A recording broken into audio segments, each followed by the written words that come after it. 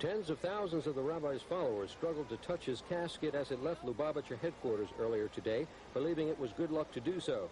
Schneerson, a great figure of religious power and political clout, had more than 300,000 followers, many of whom considered him to be the Messiah. Late this afternoon, thousands converged on Montefiore Cemetery in Cambria Heights, where the Rebbe was to be buried. The ceremony had a hard time getting started because followers of the Grand Rebbe climbed on top of the walls of the mausoleum building, which has no roof, to get a glimpse of the Grand Rebbe being laid to rest. He is being laid to rest next door to his father-in-law, the previous Grand Rebbe, Joseph Isaac Schneerson. Rabbi Shea Hecht was among the 10 holy men who walked shoeless onto the holy ground to prepare Schneerson's grave and bury him. The Rebbe to us meant everything.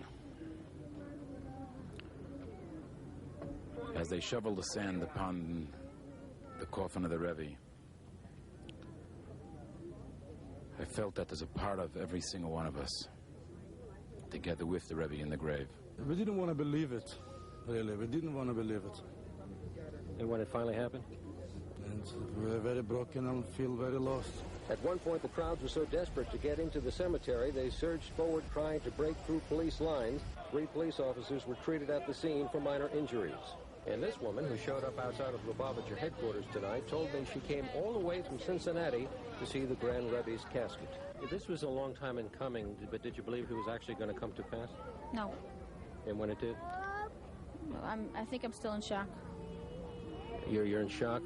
What did he mean to your life? It's not real to me, and maybe it will never be real to me in a certain sense.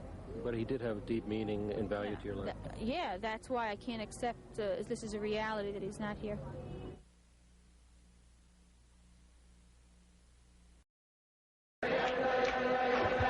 The Rebbe was the embodiment of ultra-Orthodox Jews. Born in the Ukraine, the son of a rabbi, he studied engineering in France and came to the United States in 1941 to escape the Holocaust.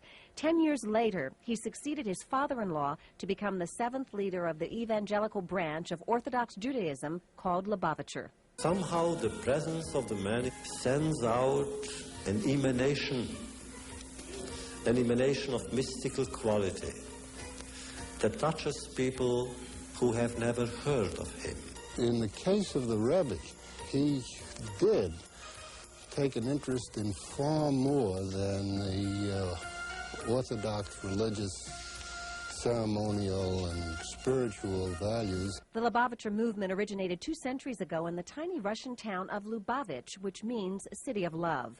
Its rituals, rooted in traditions of biblical Israel and 18th century Eastern lore, are practiced by 250,000 followers today.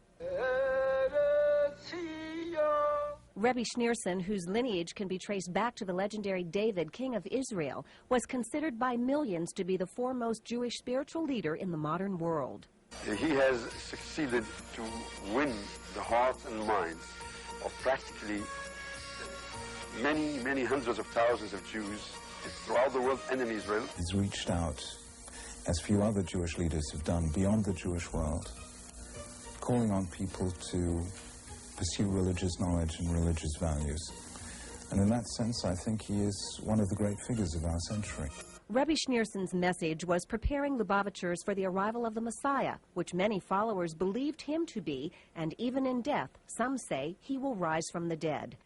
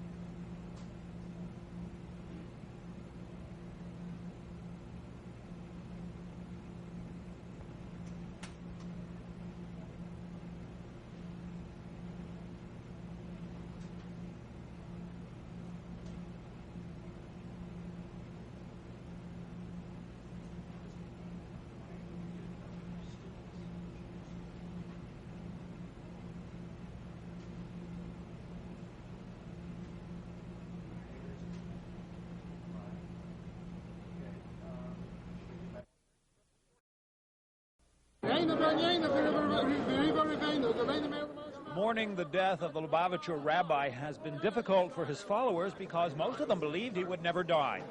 Today at the Lubavitcher synagogue in Brooklyn, they ripped their lapels in sign of mourning and said they still believe Rabbi Menachem Schneerson will be physically resurrected as Mashiach, the Messiah. That the rabbi is going to rise up in his grave and come back to life? Absolutely. A physical resurrection when he's going to come back in his full glory imminently and redeem the entire world, us included. It's a test of faith. The Rebbe is really alive and with us. The question is, will the Rebbe resurrect as the Messiah or not? Now that's where we run into the gray area. A power struggle has reportedly begun over a successor to the Grand Rabbi, who died of failing health yesterday at age 92. Rabbi Schneerson never had a son, never publicly named a successor to take over the $500 million Lubavitcher movement. The Rebbe is his own successor. There is no need for a successor. The Rebbe is going to be revealed as Mashiach imminently. One of his closest disciples, Rabbi Yehuda Krinsky, says Schneerson did leave a will which will be revealed later this week. But now that their Grand Rabbi is gone, some of his disciples worry that the Hasidic community will abandon Crown Heights and move to a safer neighborhood. Maybe they have wishful thinking, but this neighborhood is going to flourish and it's going to grow. Others recall that Maimonides taught the Messiah will take his people to Jerusalem. There will be certain clouds, heavenly clouds, that will carry everybody to Jerusalem. And so you don't have to put your house up for sale or anything? It says that all my ownership, everything that I own will come with me. Meanwhile, the wait goes on as it has for 3,000 years for the revelation of the Messiah. But with the Lubavitcher rabbi in his grave, clearly his followers are being put to their greatest test of faith. At World Lubavitcher headquarters, Barry Cunningham, Channel 11, News at 10.